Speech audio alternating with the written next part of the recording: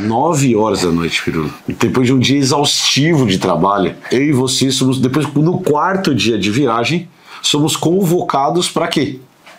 Grava. It's a pity. It's a pity that I can't understand what you're talking about. I can't. Because I don't understand Portuguese anymore. Melhor que foi o understand, foi meio português. I don't understand Portuguese anymore. Portuguese anymore. Estamos no 4º dia de viagem, final do 4º dia de viagem. E... Final do 4º. Final do 4º, no 4º. E dia de viagem. Estamos no 4º e no 4º dia de viagem. Isso. E saímos de Londres. Essa noite chegamos em Oxford. Corguinho de boi. Depois de um dia de muitas coisas legais que a gente viu. Começamos... Cheio, um dia muito cheio, porque a gente tinha que sair do hotel bem cedinho, porque tinha que arrumar mala, tinha que deixar tudo pronto, porque o ônibus já tinha que sair carregado, porque a gente já não voltaria pro hotel mais, porque saindo do segundo museu que a gente foi hoje, que a gente já vai contar, nós já pegaríamos a estrada para vir para Oxford, que é onde estamos hoje, mudamos de cenário, estamos num quarto diferente gravando o nosso vídeo. E hoje a gente Estamos num quarto diferente, mas das mesmas pessoas. No quarto do Cleiton e do Juscelino. Coitados que tem que receber aqui, organizam aqui o estúdio muito bem montadinho pra gente. E aí de manhã nós fomos à Torre de Londres, finalmente. Torre de Londres, e digo mais, nós fizemos todo o percurso pela Cidadela. Sim. E não entramos na Torre de Londres. A gente fez todo o percurso, porque a Torre de Londres, pode não parecer, mas a Cidadela é gigantesca, ela é realmente grande, mas a torre é só um prédio. Que fica no meio. Que fica ali no meio. A gente fez todo o percurso, deu todo o rolê, que já é enorme, e aí quando chegou lá, tava em cima da hora pra gente ir embora, mas aí, aparentemente, sei lá, acho que a gente não sei se a gente perdeu muita coisa, né? Então, assim, eu já fui à Torre de Londres, e eu acho que quando... A galera, se puder, que tá viajando com a gente, tem umas coisas interessantes lá, mas uma coisa que é legal da gente explicar o que aconteceu foi uma opção de quem tá viajando conosco, foi uma opção democrática, porque se a gente fosse entrar na Torre de Londres, a gente ia perder um pouco de tempo no Museu de História Natural. E aí a gente tinha um horário fixo, 5 horas da tarde, sem falta, que a gente tinha que estar no busão. Que é a hora que fecha o museu, inclusive. O museu tava fechando a hora que a gente saiu, perto das 5 horas. Não, mas ele ainda ia durar mais uma horinha, talvez. Uma horinha, mas assim, a gente já tinha muita gente saindo, porque uma coisa que a gente tem reparado, a Camila comentou comigo e eu comecei a reparar, que muitos museus em Londres têm iluminação natural. As coisas têm janelas enormes e as coisas vão começando a ficar escuras. Não tem luz artificial para iluminar. Exato, então o museu começa a ficar escuro pra gente sair às 5 horas. Mas assim, a Torre de Londres é incrível. Incrível. Vimos as joias da rainha. As joias, vimos. Quer dizer, do rei agora. É verdade. As joias do rei. Eu falei, é muito bonita a coroa da coroa. É a coroa da coroa. A coroa da coroa. Não, nós vimos a coroa do rei, nós vimos o cetro. Então agora é a coroa do coroa. A coroa do coroa, o cetro do coroa. O cetro do coroa também. A bola do coroa. A bola de ouro lá do coroa. A colher de sopa do coroa. E essa história da colher é bem legal, porque existiam joias da rainha que datavam de 1200. Não, antes, eram bem anteriores. É verdade. E elas foram destruídas, elas foram desmanchadas. O negócio do Oliver Cromwell lá, que foi o período de república, entre aspas, né? Curtinho que teve aqui cortaram a cabeça do rei. Cortaram a cabeça do rei. Teve todas as coisas, né? Quase chegaram lá, né? Quase França. Quase, daí depois recuaram e aí depois eles voltam em 1661 a refazer as joias que são usadas até hoje. O mesmo conjunto e só de joias. Sobrou a colherinha. Tem uma colherinha. E aquela águia de ouro lá. Isso, que eles águia de ouro. Que eles colocam um óleozinho pra besunar. A escola de samba, pô. Águia de ouro. Colocam, e é muito engraçado porque quando o rei é coroado, eles usam a colher pra meio que justificar pra lá. Porque é a única coisa que sobrou. Né? Eles não usariam aquela colher, com toda certeza. Não. É só porque, olha, só sobrou essa colher. Então a gente tem que fazer junto a colher, né? E só que uma coisa que pra mim foi bem assustadora é que é a opulência, né, cara? É o lugar que eles estão esfregando na nossa cara toda a riqueza de um país representado na monarquia, e então, além das joias propriamente ditas, tem alguns modelos de coroa que estão expostos, os originais lá. Os diamantão lá. Os diamantão não são os originais, não, não são, mas as coroas são, e eles fazem uma substituição de algumas das pedras só, mas a estrutura da coroa é original. Mas, cara, tem umas bacias de ouro lá, tem um negócio que coloca vinho dentro que pesa sei lá quantos quilos. É um ofurô de ouro. É um ofurô pra vinho. Pra vinho de ouro, tá ligado? E é você colocando isso, esfregando isso na cara das pessoas. Os joelhos já não aguentam mais. Se meus joelhos não doessem mais. Então, no fim das contas, foi muito legal. Gostei muito de ver os corvos da Torre de Londres. Cara, aqueles que estavam em recuperação nas gaiolas, os bichos gigantesccos, cara. Cara, não é recuperação. Não é recuperação, eles são deles. Que era. Não, eles cuidam deles. Entendi. Eles cuidam... tipo um zoológico. Isso, como se fosse um zoológicozinho daqueles corvos, porque tem uma lenda de que se eles deixarem a torre sem corvos, acaba a monarquia. Que louco. Mas tem um monte de corvo solto. Tem, mas só que vai que acaba. Entendi. Então eles têm sempre 6 garantidos entendi. que ficam por ali. Eu achei que era, tipo, machucado. E é sério, não, eles são criados a pão de ló, eles são uns corvos gordos, assim, desse tamanho. Porque isso é uma coisa bem curiosa que eu não me lembrava da outra vez que eu vi. Tem corvo pra tudo quanto é lado mesmo, assim. Tem muita pomba, a gente viu muita pomba também. Mas isso é impressionante, os corvos que você vê na rua não são tão bitelos. Não são. Aquela é uma linhagem específica de corvos que, sei lá, Gente, a gente tá aqui dentro da Torre Branca, na Torre de Londres, e uma parte bem legal é que a gente está vendo uma construção bem medieval. Aqui na parede atrás de mim a gente vê as paredes internas, que são paredes de madeira com rejunte para não passar ar dentro por causa do frio. E do outro lado a gente tem parede de tijolo, então os tijolinhos eram feitos e colados de uma maneira bem engraçada. Eles não são um em cima do outro, eles são todos na diagonalzinha assim. Então é bem legal estar aqui dentro e ver o estilo de construção que tem, sei lá, 600, 700 anos. Outra coisa que eu descobri da Torre de Londres que eu sinceramente não sabia, apesar de já ter ido, é que tem gente que mora lá, continua sendo uma citadela, né? Ainda uma cidadezinha que tem gente que mora lá. Mora os guardinhas, né? Mora os guardinhas. E suas famílias, né? As famílias, ele quando ele é contratado, se ele tiver família, a família mora lá. E aí tem um pub exclusivo, tem casinha, eles sentam ali pra tomar um chá. Tem os vasos na frente das casinhas. Tem cadeirinha pra galera. E o curioso é que parte dessas casinhas é exatamente aonde era o Gallows Pole, lá, onde eles cortavam a cabeça da galera. Exatamente onde fizeram as casinhas pros caras morar, né? Então, tipo... Aí o nosso guia contou pra gente, porque isso é muito importante pra história da Torre de Londres, a história do Henrique VIII e suas 6 esposas.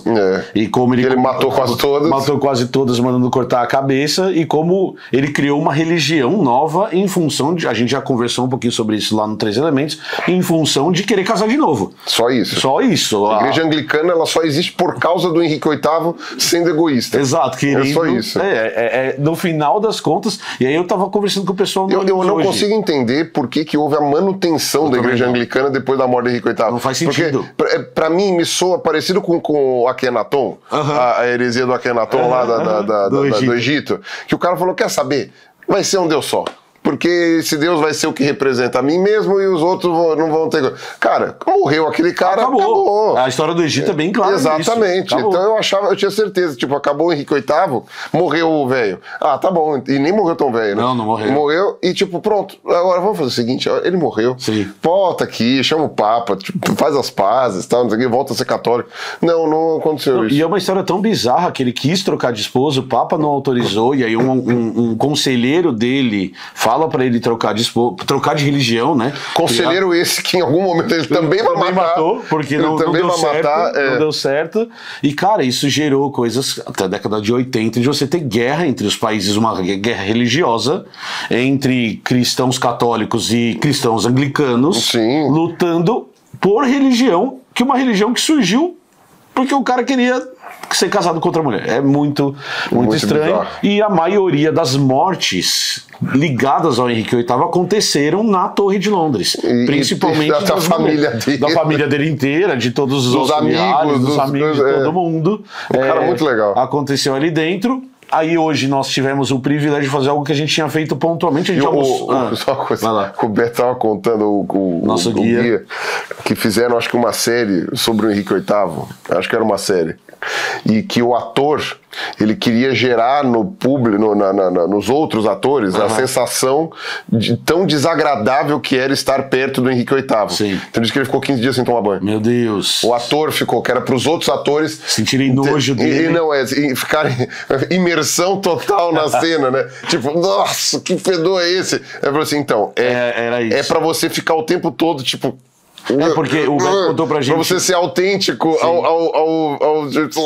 ao teu refluxo. Porque o Beto contou pra gente hoje que o Henrique VIII disputava justas e aí ele sofreu um ferimento na coxa que nunca se curou. Porque ele era diabético. Então ele cheirava podre, aquilo ficava apodrecendo o tempo todo. Ele tinha uma saúde que foi sendo fragilizada, por isso provavelmente veio a sofrer, morrer disso ou de alguma coisa ligada a isso, mas ele cheirava podre. E ainda ele era uma pessoa que em certa parte da vida ele era desagradável por si só, assim, além de feder. Então, não era legal. Só que, cara, daí a gente vai na lojinha, tem o Henrique, um bonequinho do Henrique VIII com suas 6 esposas. E dessas 6 ele mandou cortar a cabeça de 4. E uma ficou isolada. Os caras vendem um souvenir dessa história macabra do Henrique VIII. Mas é isso. Já morreu todo mundo, ninguém se importa. Também, né? Aí a gente comeu uma comida muito boa, fomos comer num pub finalmente. A gente já tinha tomado uma cerveja e tal, mas hoje a gente foi comer no pub. Muito bom. E depois fomos na nossa opinião, o ponto alto da visita de Londres, que é o famoso, conhecido Museu de História Natural. Museu de História Natural. Chegamos, Carlos Ruas! Um dos principais objetivos dessa viagem. Finalmente, o auge, talvez, de Londres. Exatamente. Museu de História Natural, um dos primeiros museus de História Natural do mundo e talvez um dos maiores museus de História Natural do mundo. Bora ver um monte de bicho legal. Bora! Vamos ver baleia pendurada, dinossauro, simulador de terremoto, um monte de coisa legal. Dou 2. Maravilha, então. Gente, beijo. E a gente... Que é o Museu de História Natural. Isso é uma coisa muito interessante. Todos os museus de História Natural do mundo são de algum lugar. É o Museu de História Natural de Paris, é o Museu de História Natural de Nova York, de Berlim, né? Museu de História Natural... O Museu de História Natural aqui em Londres é o Museu de História Natural, ponto. Ele... Museu não é de Londres, não é of London ou algo assim. O museu, The Natural History Museum. Por quê? Porque foi o primeiro. É o holótipo de museu. Então ele... E aí a gente vai para o museu, que já começa incrível. Então você entra no museu, tem uma baleia azul montada na entrada do museu. Gente, a gente acabou de entrar no Museu Britânico e aqui a gente tem o bicho mais impressionante da história do planeta. Nenhum outro animal atingiu um peso e um tamanho tão grande quanto uma baleia azul. A gente tem um esqueleto montado e pendurado no teto da entrada do museu. O que vocês estão vendo aqui é a cabeça do bicho, então dá pra ver bonitinho a cabeça dela. A mandíbula de baixo está aqui, ó, se juntando para formar a boca. É como se o esqueleto estivesse de boca aberta. A parte de cima é a parte do crânio e a parte de baixo aqui que vocês estão vendo é a parte de baixo da boca do bicho. Também dá para ver nadadeiras gigantescas chegando ali dos lados. E o que é mais legal que a gente vai conseguir ver é que esse bicho tem dedinhos. Então, se você olhar a nadadeira dela, ela vai ter 5 dedinhos do mesmo jeito que a gente tem 5 dedinhos na mão. A gente não consegue perceber quando o bicho está inteiro, quando não é o esqueleto, porque está coberto de músculo e tecido para formar a nadadeira. Então isso é uma das evidências que a gente tem de que esse bicho já foi um bicho terrestre, além dele respirar água. O que é interessante desse animal é que ele pode atingir mais de 30 metros de comprimento. Só para vocês terem uma ideia, o animal terrestre que tem maior massa que a gente conhece, que vive hoje, é o elefante africano. E esse bicho é tão grande, mas tão grande, que a língua desse bicho tem o mesmo peso de um elefante africano. Só para vocês terem uma noção de tamanho desse animal. Então a gente já entra no museu tomando um soco na cara desse bicho incrível que está exposto aqui. E o que é mais legal é que esse é um esqueleto de baleia azul mesmo. Esse bicho ele é real e está montado no teto do museu. Demais. E aí a gente fez uma coisa pela primeira vez nessa viagem, que a gente não tinha feito ainda, que foi se separar. Porque a galera queria muito estar com você pra ala dos dinossauros, só que a gente, além de ter a galera que tá viajando com a gente também tem o nosso público que tá assistindo a gente de casa.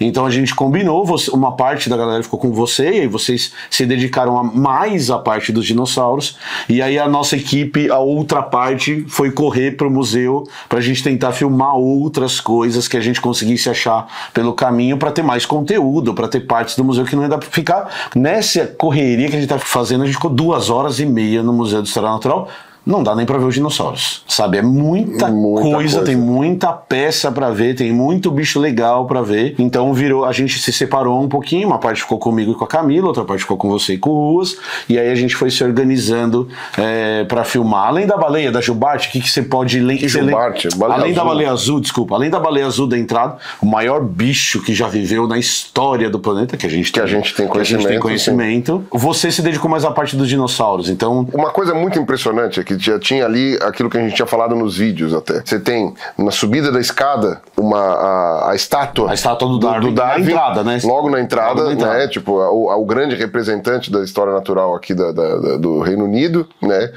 E o quadro do Wallace. A gente foi lá... Que a gente falou, exatamente.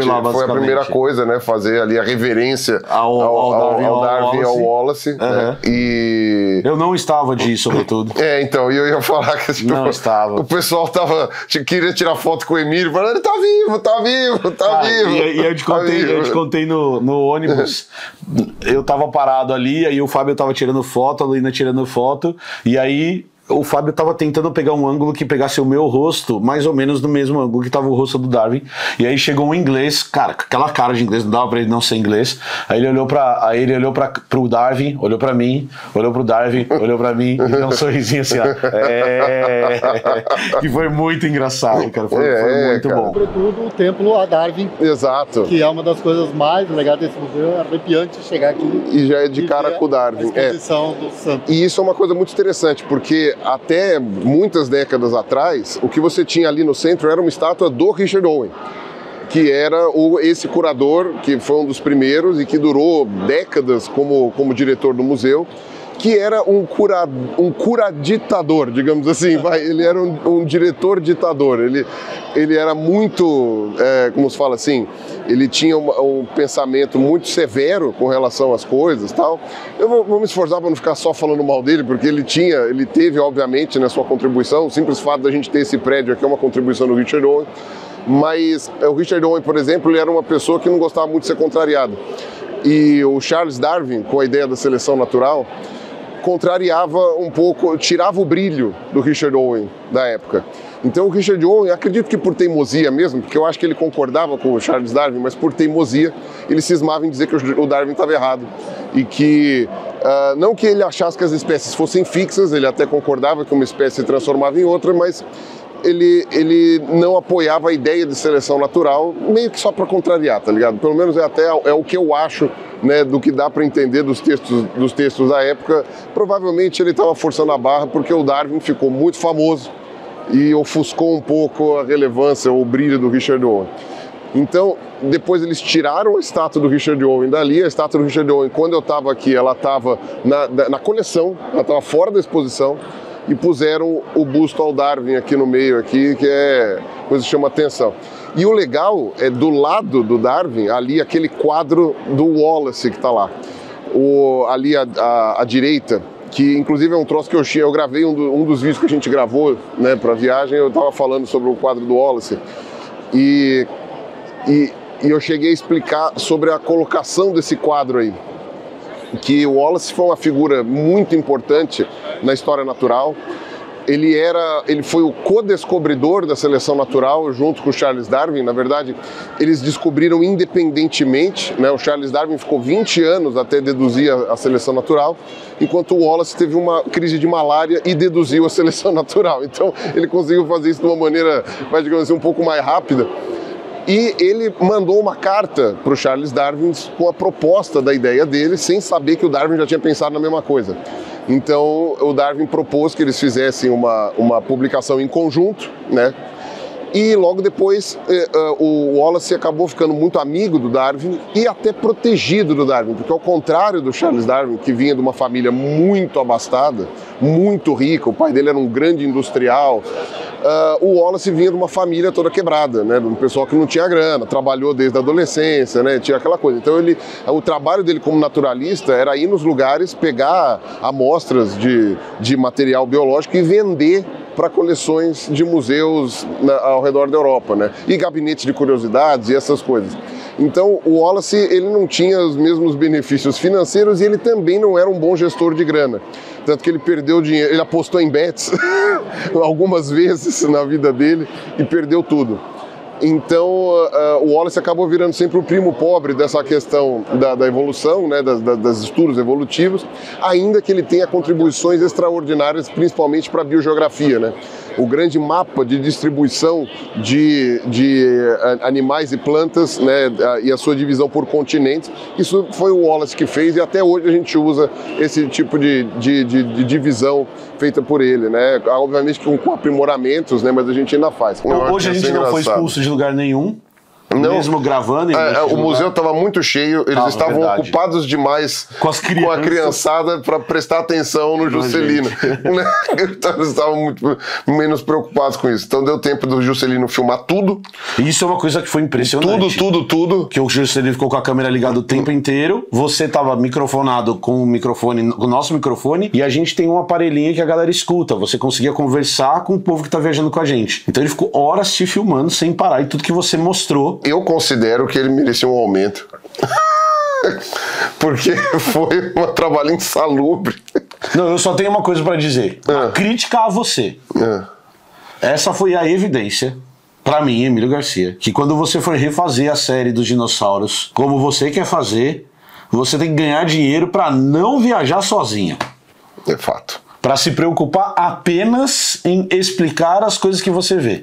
Isso é verdade. Porque isso é uma coisa que tá fazendo muita diferença pra gente, porque, cara, é muito mais tranquilo. A vida inteira eu viajei sozinho. Viaja sozinho, e aí monta tripé, e aí põe câmera, e aí não sabe se tá funcionando. A gente tem falado bastante isso, mas o que o Juscelino fez hoje, o que a Luína fez hoje, a gente nem de perto conseguiria fazer sem a equipe. Não, então, é muito puxado. O Juscelino te filmou 2h30, a Luína correu atrás de mim pelo museu inteiro, o Cleiton correndo, todo mundo correndo pra tudo quanto é canto pra gente achar. Impossível, porque daí eu só parava na frente do bicho, vinha ver luz, ver isso, ver aquilo, e filma, e o que é legal é que tudo isso vai estar pra galera que assiste a gente no 3 Elementos. Vai ser uma coisa extraordinária. Aqui, gente, vocês vão ver uma coisa que nós fizemos um vídeo lá nos 3 Elementos, que é a maior ave que já viveu no planeta. Se a gente desconsiderar as aves fósseis que a gente teve no planeta. Isso daqui é um moa, e imagina que isso daqui era tipo um avestruz que esticado podia passar de 3 metros de altura. E aí, assim, dá um medinho de saber que esses bichos existiram. E tem uma coisa muito importante. Muito provavelmente, os seres humanos foram responsáveis pela extinção dos moas. Então, esse é um bicho que tem esse nome porque a população local dava esse nome pro bicho. Isso é um resquício da população local. Eu gostei bastante da experiência. Pra mim foi muito atípico isso, né? Foi estranho, né? O Beto me entregou o radinho assim, falou assim, ó, toma, você que vai explicar pra todo mundo. Eu fiquei meio, tipo, eu até achei que eu me demorei muito na parte dos dinossauros, talvez não precisasse demorar tanto, mas é porque as pessoas queriam. E iam perguntando, inclusive. Exato, então tipo, eu falava, isso daqui, acho que eu não preciso ficar explicando, já passou, tal, não sei o quê, mas não. A galera falou, volta, e eu falei, tá bom, então eu vou responder. Tem o tiranossauro de suéter lá, né, que eu achei muito fofinho, porque, aquele tiranossauro que eles têm lá, o animatrônico, ele é muito legal.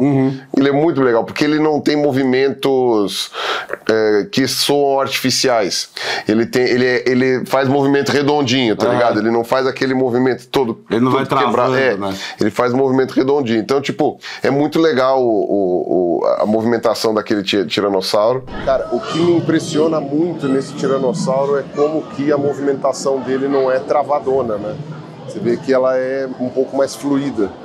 Então, os técnicos que fizeram aí a robótica envolvida realmente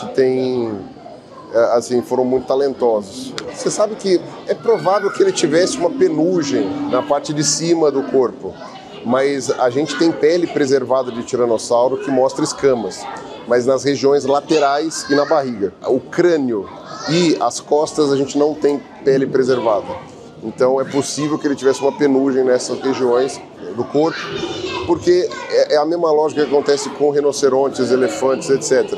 Não faz muito sentido um bicho desse tamanho ser muito coberto de pelo, senão ele ia superaquecer. De pelo, pena, enfim, de revestimentos. Tanto é que você tem um tiranossaurídeo da China, que era menor que o T-Rex, mas ainda assim era muito grande, devia ter uns 10 metros de comprimento. Esse bicho aqui tem 13. O que era chamado de Eutyrannus. Esse ele era coberto de penas, mas a gente já sabe hoje que ele vivia num clima frio. Então é a mesma lógica do elefante e do mamute, né? O elefante vive na savana, é peladão. O mamute vivia no inverno, ele era coberto de pelos. Né? Ele se movimentava muito rápido? Isso é uma certa discussão, mas eu acho que chegava aos 70 por hora, viu? Se ele desse um pique. É um bicho que mesmo que ele... Olha o tamanho dele. Tá em tamanho real? Mesmo que ele não quisesse correr tanto, é só ele andar um pouquinho, ele já tá... Houve uma discussão, uma época, se ele era... Ainda tem gente que defende a ideia de que ele era um bicho mais lerdão. Nada parece corroborar com essa hipótese. Esse bicho parecia ser bem filho do capeta mesmo. Daria pra fugir correndo dele ou não? Não. E ele percebia movimentos, sim. Ele percebia muito bem. O olfato dele provavelmente era maravilhoso. Então, o Alan Grant ia ter sido devorado no primeiro segundo no Jurassic Park. Não, porque aquela coisa de não se mova.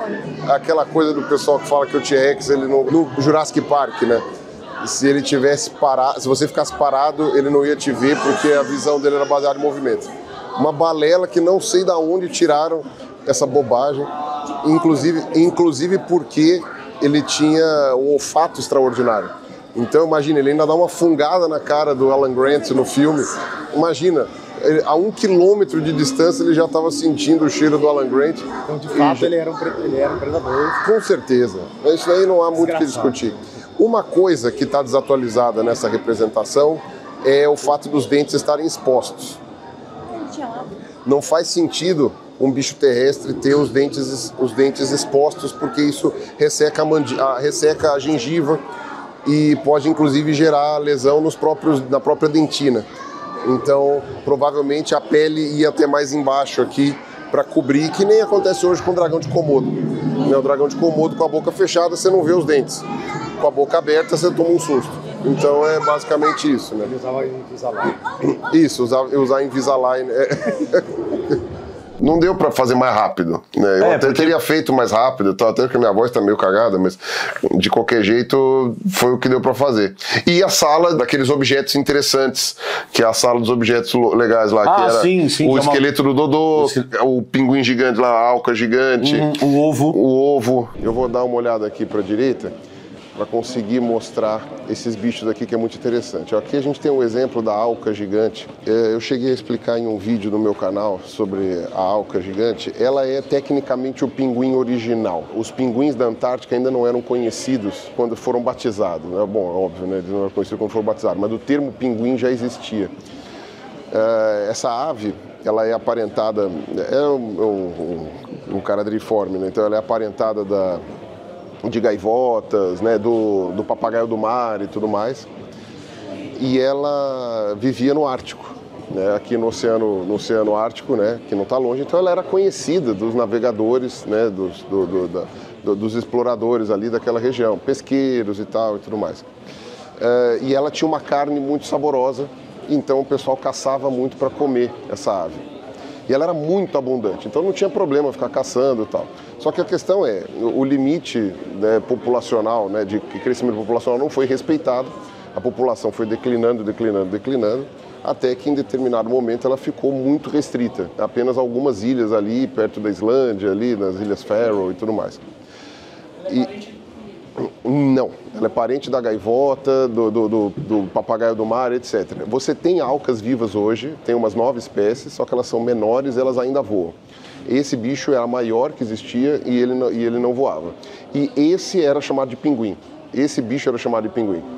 Quando descobriram a Antártica e lá descobriram os pinguins, que a gente chama de pinguim hoje, eles falaram, nossa, parece com um pinguim. E aí é que, como esse bicho foi extinto, aí os pinguins acabaram ficando sendo os do sul, exatamente, herdaram o nome.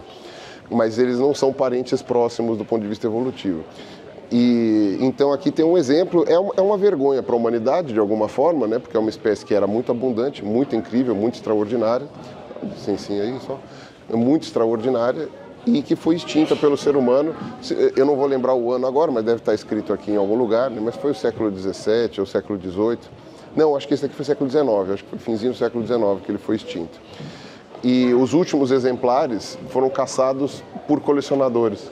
Né? Então, quer dizer, não existia a ideia de preservação da espécie. Né? Então, ao contrário, quanto mais raro o bicho ficava, mais valioso ele ficava, porque ele podia se tornar um item colecionável. Infelizmente, eles não sobreviveu nenhum até os dias de hoje. Mas a gente tem as alcas menores, que são uns bichos muito legais, né? Que também são do Oceano Ártico, mas elas são bem menorzinhas assim, e elas não têm necessariamente esse padrão preto e branco aí, como se fosse de um pinguim.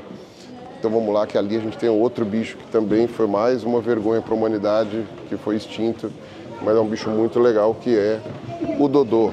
Aqui tem um esqueleto de dodô. Eu já fiz um vídeo sobre o dodô no meu canal, a gente fez um vídeo nos 3 elementos sobre o dodô também, mas vale a pena sempre repetir. Né? O dodô é uma pomba gigantesca, na verdade a maior pomba que se tem notícia. Ele não voava também, ele vivia apenas na Ilha Maurício. É de uma linhagem de pombas que hoje praticamente todas morreram. Porque tinha a pomba da Ilha de Rodrigues, que é ali do lado também, que foi extinta. Não era tão grande quanto o dodô, mas também era grande. E o parente mais próximo vivo hoje do dodô são as pombas de Nicobar, que ficam do outro lado do Oceano Índico, né, ali que pertence hoje, se não me engano, à Índia. E é uma pomba do tamanho de pomba mesmo, não é uma pomba tão grande assim. Então, foi uma evolução muito interessante e é impressionante como a gente sabe pouco sobre o dodô. Apesar dele ter sido extinto no século XVII, se não me engano, 1600 e tanto, a gente sabe muito pouco dele. A maior parte das imagens, das ilustrações que a gente tem dele, são umas ilustrações meio floreadas, né, que feitas geralmente por pessoas que não viram um dodô vivo. Algumas viram um esqueleto ou um corpo do dodô morto, e outras viram relatos de dodô e fizeram esses desenhos. Então a gente tem poucos desenhos confiáveis do dodô, mas a gente tem muitos esqueletos, inclusive esqueletos pleistocênicos, né, de alguns milhares de anos atrás, encontrados na Ilha Maurício. Então, quer dizer, o dodô ele existiu na Ilha Maurício por muitos milhares de anos. Né? E sobreviveu a erupções vulcânicas, porque a Ilha Maurício tem isso daí também, sobreviveu a tsunamis, tragédias. Então, quer dizer, ele era um bicho resiliente. Ele ficou com a fama de ser um bicho obsoleto, né, daquela questão da obsolescência, né, um bicho que foi extinto porque era um otário, que não conseguia fazer nada, que era meio tonto e porque não voava ele era meio bobão. Mas tanto é que é possível que o nome dele, dodô, venha do português, né, de doudo, né, seria um bicho doido. Ou seja, um bicho besta, né? Que seria assim, porque os portugueses foram os primeiros europeus a chegar, os primeiros humanos, né, a chegar na Ilha Maurício. E apesar de que essa etimologia não seja garantido que seja essa, mas é uma das mais prováveis. E aí o que acontece? Ao invés disso, o dodô, na verdade, é um bicho extremamente resiliente. É um bicho que aguentou erupções vulcânicas, aguentou maremotos, aguentou tsunamis, um monte de coisa que já tinha assolado as Ilhas Maurício, a Ilha Maurício, nos últimos milhares de anos. Mas foi a competição com animais que ele desconhecia que acabaram extinguindo o dodô. Principalmente gatos, ratos, porcos, que comiam os ovos, que matavam os filhotes, e aí a população de dodô não aguentou. Quem levou esses bichos para lá foram os europeus. Principalmente, se não me engano, foram os franceses, que foi quem colonizou a Ilha Maurício de fato. Se não me engano, foram os franceses. E aqui a gente tem um esqueleto do dodô. Esse esqueleto estava aqui da outra vez que eu vim. Ele é um dos mais completos que tem. E o interessante é, a gente não tem praticamente nada do dodô taxidermizado. Você tinha um exemplar taxidermizado que se perdeu num dos incêndios da cidade, né, que acabou se perdendo aqui também num dos incêndios do museu.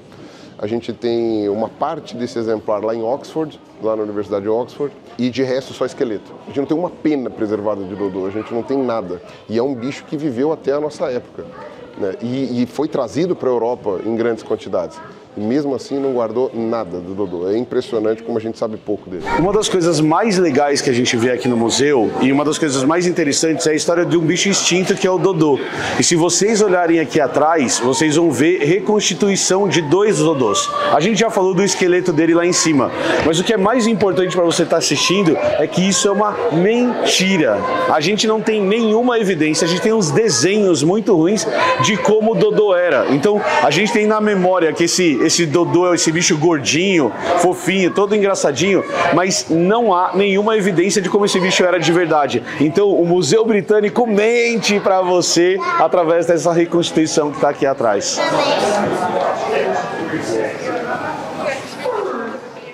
E a Camila também pegou as borboletas do Wallace. As borboletas do Wallace. Que foi lá, ela foi com você, pegou o microfone para explicar para a galera das borboletas do Wallace. Quer falar das borboletas?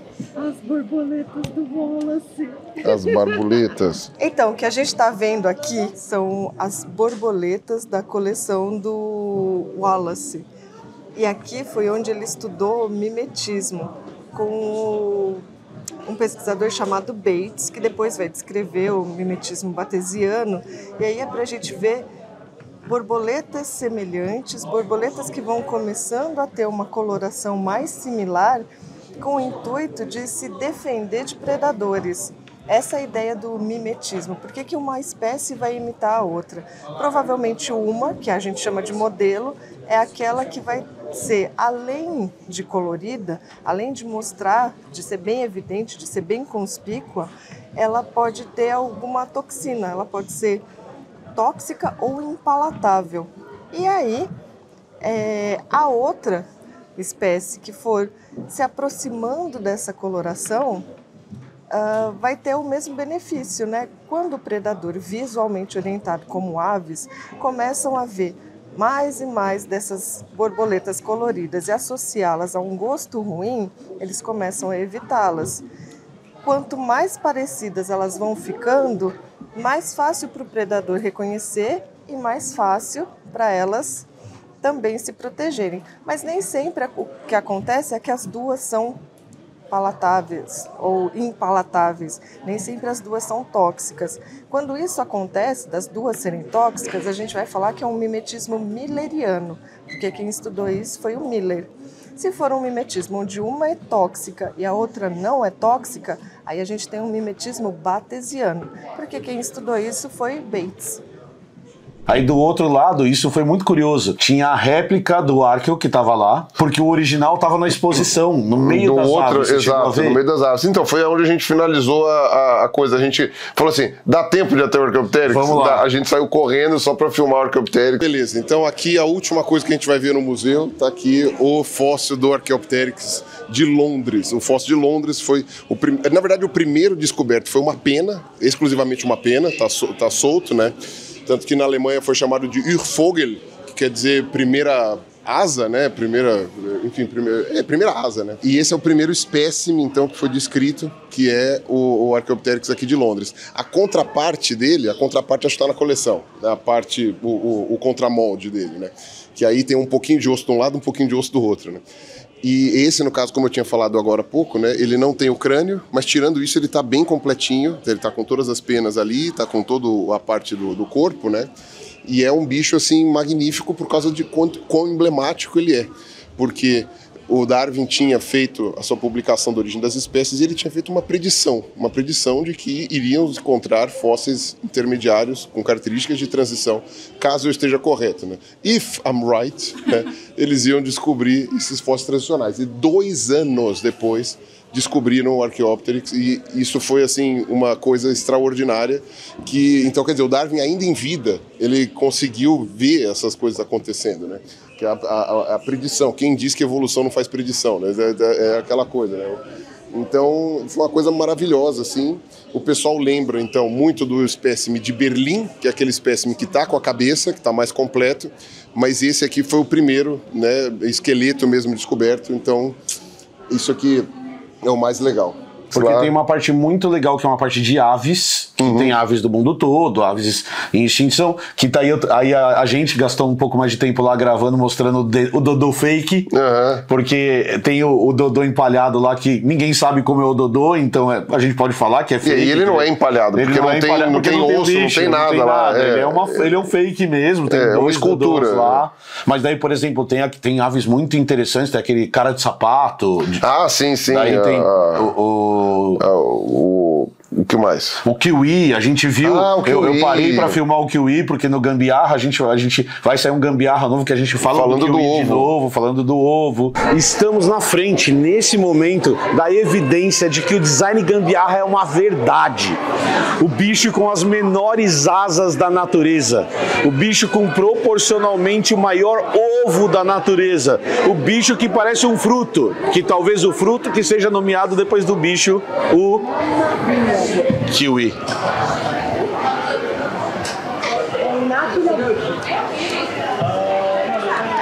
isso. Legal demais. Segue os vídeos que estão aqui, vocês vão adorar.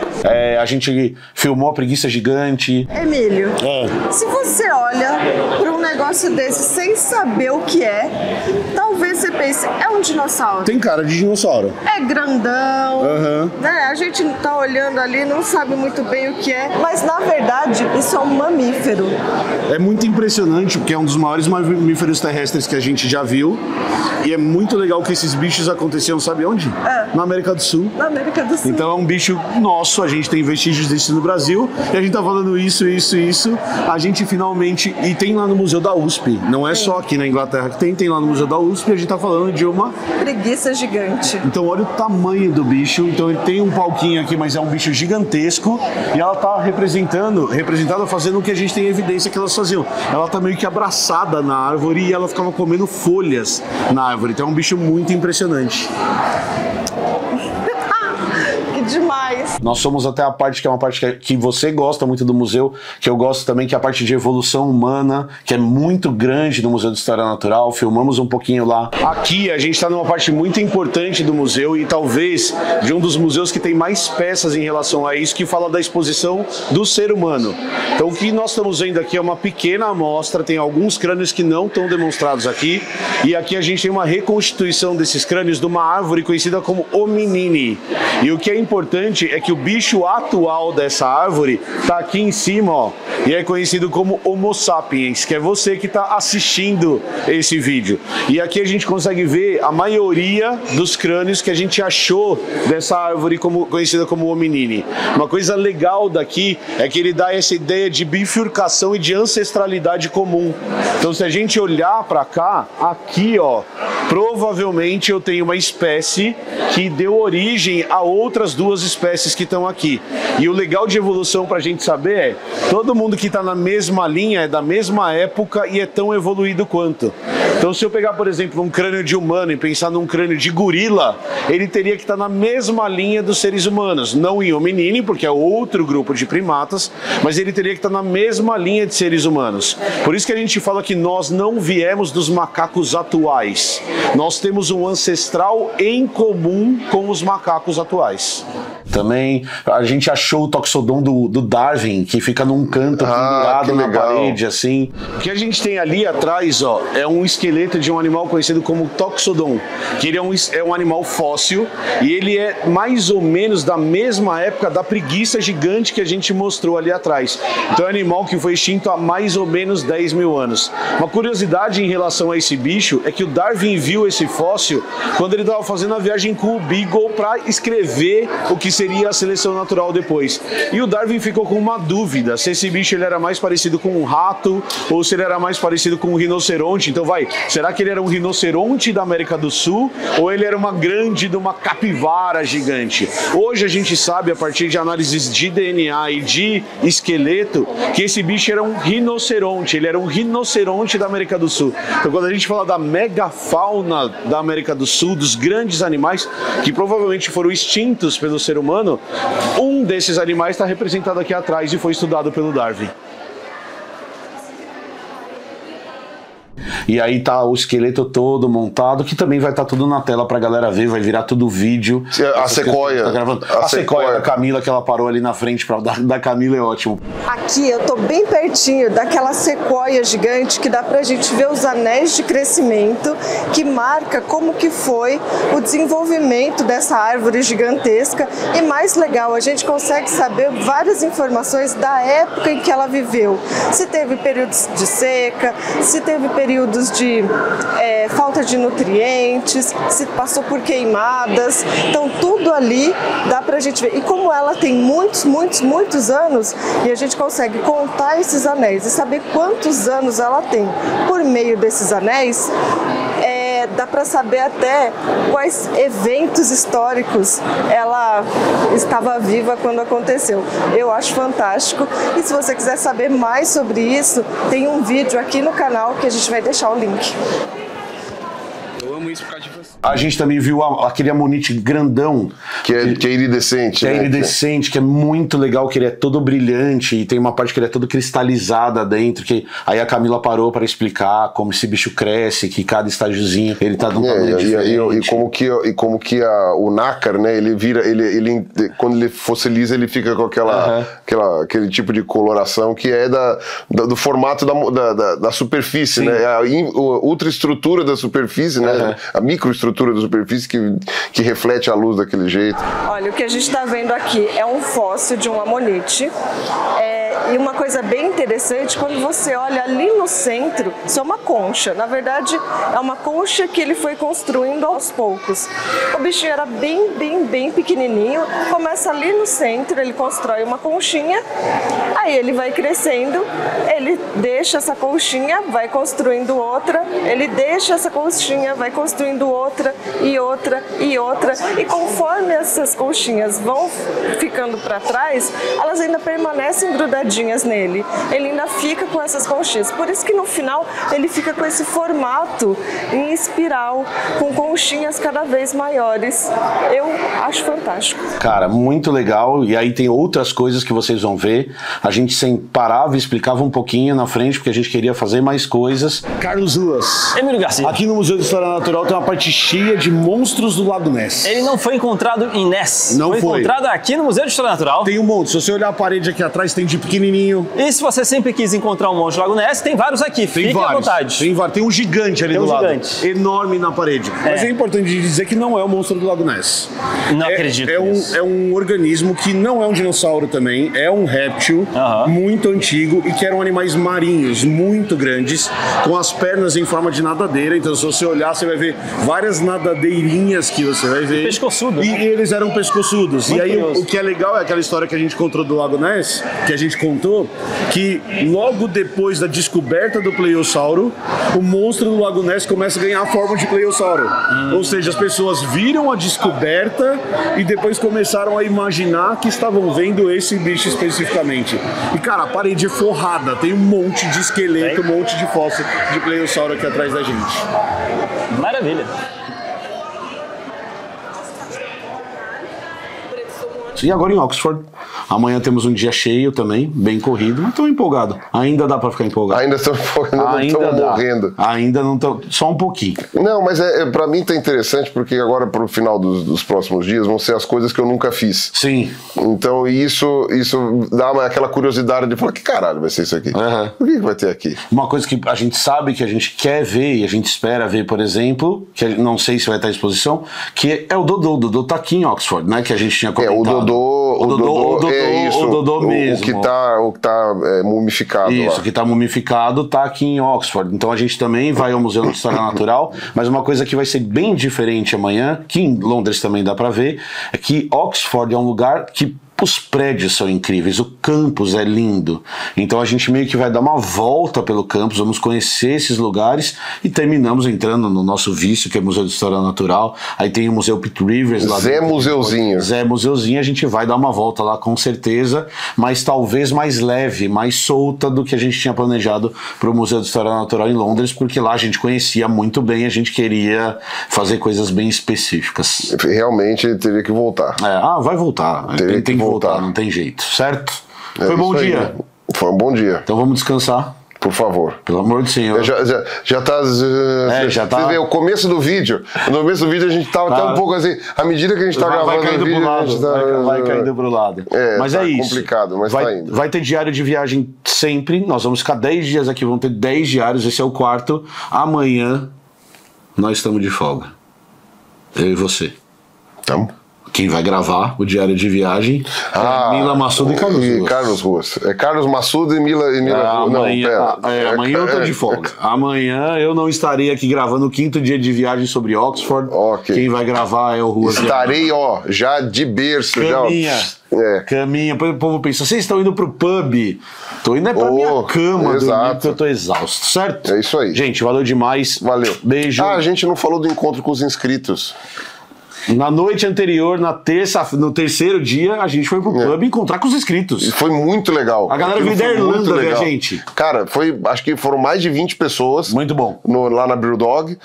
Fora a galera da comitiva fora que já tava. Exato. Foi muito legal, muito da hora. A minha voz foi pro cacete, mas tipo, no fim das contas... música muito alta, a gente gritou muito pra conversar, mais do que o normal. Mas foi muito bom ter a experiência de poder encontrar com essas pessoas que de outra maneira eu dificilmente encontraria. Exato. Né? Porque a galera que mora aqui, trabalha aqui, mora muito longe, exatamente. O pessoal... Não foi bom demais. Tá certo, foi muito bom. Obrigado a todo mundo que inclusive foi lá naquele dia, que estiver assistindo aí. Agradeço muito por tudo e foi uma experiência emocionante. Foi legal mesmo. Tá certo, bem que você lembrou. Ainda bem que você lembrou. Exatamente, né? Porque a gente tá falando do dia, mas não da noite retrasada, né? Então eu fiquei lembrando, falei, verdade, a gente não gravou sobre isso, né? Então, por isso. Gente, valeu demais. Não esquece de deixar seu like, se inscrever no canal e comenta aqui embaixo. Deixa um comentário o que você tá achando dos diários de viagem, tá bom? Falou! Aqui. Tchau. Estamos aqui, Carlos Ruas, para fazer mais um convite. Um convite?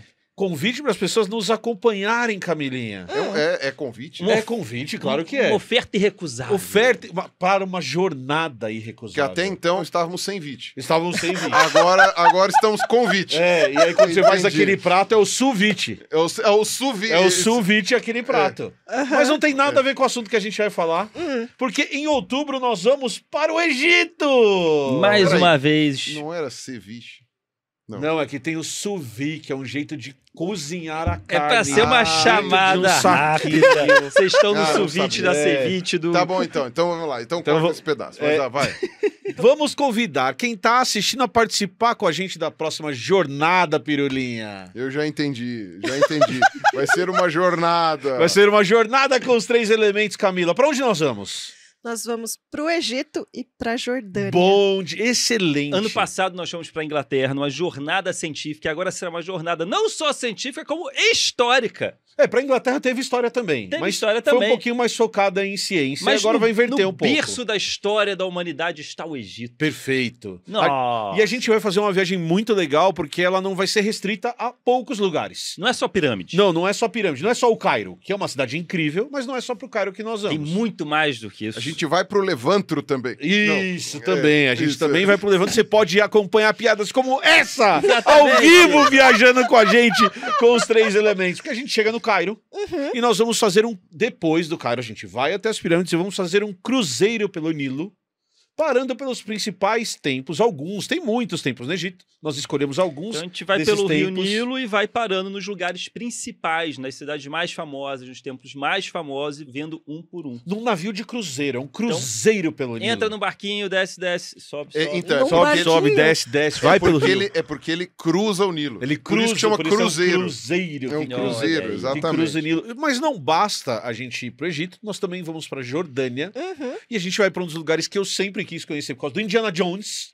Indiana Jones me ensinou isso. A cidade cravada nas pedras. Nós vamos a Petra, na cidade cravada nas pedras. Não é só isso, tem todo um roteiro que você pode conferir aqui embaixo no link da nossa parceira, a Inclusive Travel, para ver as condições de pagamento, ver os lugares que a gente vai ficar. Cara, tem um hotel que a gente vai ficar, que é o último. Que é incredible. É incrível. Eu ainda não vi foto. Vale muito a pena, eu vou te mostrar as fotos depois. Então me mostra as fotos. Mas a gente vê ali e clica aqui, porque todas as coisas estão na descrição da viagem. Eu nunca achei que eu iria pra Petra. Também não. É um lugar que, também não. Sempre achei interessantíssimo, sempre quis conhecer, mas nunca achei que ia caber em algum momento eu ter a chance de ir pra lá, porque a gente sempre tem outras prioridades, né? Então, se for pra viajar, eu iria pra algum lugar em que eu tivesse, sei lá, algum museu, alguma coisa assim, né? Petra, meio que você vai só pra ver Petra, né? Você não vai pra ver outras coisas junto. É claro, você vai conhecer Amman lá, a capital da Jordânia e tal, mas... então, pra mim, é uma oportunidade que eu vou falar, cara, nunca em outra situação eu iria conhecer. E sabe o que é mais legal? Quem tá assistindo, se quiser, pode ir com a gente. Pode ir com o Pirulinha pra Petra, pra gente ir lá aproveitar a nossa viagem. Certo, Camila? Certo, querido. A câmera é aquela ali, né? O povo é muito fofo. Gente, viajar com eles é incrível, é uma delícia. A gente aprende o tempo todo, a gente dá risada o tempo todo. Você não achou? Eu achei. Ficar comigo é um saco. Eu não me aguento, imagina os outros. Não, mas é que daí à noite tem o hotel, cada um vai pro seu canto, cada um fica quietinho, mas durante o dia, assim, ó, sensacional viajar com eles. Eu adorei a experiência, tô louca para repetir de novo e vai ser sensacional ir pro Egito e pra Jordânia com vocês. Excelente. Egito. Outubro, hein? Outubro, Cazu. Outubro. Egito. Então não deixe para em cima da hora. Essas coisas não se fazem em cima da hora. Você tem que fazer com muita antecedência, fechar com muita antecedência e são vagas limitadas. Perfeito. Então dá uma olhada no link, dá uma olhada. Se é o seu desejo, aquela viagem, não tem como você falar, um dia eu quero visitar a pirâmide. Antes de morrer, né? Eu quero fazer uma viagem para o Egito. Todo mundo tem essa vontade. O momento é esse. Com segurança, com a agência de viagem e com a gente junto. Tem isso também, né? Porque ir pro Egito não é uma coisa tão simples assim. Porque você sempre pensa no perrengue também. Tem um monte de perrengue. Tem tanta história de perrengue. Você vai estar indo com uma agência, com segurança. Vai em bloco. Vai uma galera em bloco, assim. Perfeito. Então... Muito bem lembrado. Então clica no link aqui embaixo, Inclusive Travel, nossa parceira maravilhosa. Eles te dão todos os detalhes e tiram as suas dúvidas se você as tiver, tá bom? Bora pro Egito. No Egito. Excelente. Egito. Tchau. Faraó. Faraó. Não para! Xixi! Pedro, o que você achou da viagem? Foi fantástico, eu gostei demais, principalmente do Museu de História Natural de Londres. A gente viu o Archaeopteryx, o Pirula passou em vários lugares bacanas com a gente, deu uma apresentação bem legal sobre a parte dos dinossauros também. Foi tudo fantástico, mas esse pra mim foi o ponto mais alto. Foi muito bacana, muito obrigado por participar da viagem com vocês. Até a próxima. Só uma coisa, quem é Pirula? Que é isso? Nunca ouvi falar. Um sujeito chamado Pirula, né? Que o pai não gosta dele também. O pai não gosta. Mas é isso aí. Inimizades. Eu que agradeço, viu? Você é um cara muito legal. Obrigado. Você é um cara muito legal pra viajar e até a próxima, né? Até a próxima. Valeu. Isso aí. It's okay. No problems. Eu falando pode, é ótimo. Na verdade, isso é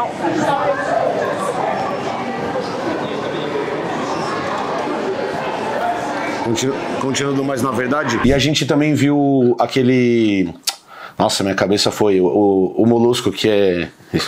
O Amonite. Amanhã vocês vão dormir não, amanhã tem pub. Amanhã tem o quê? Tem pub. Que? Cara, amanhã tem pub. Amanhã tem o pub do Darwin.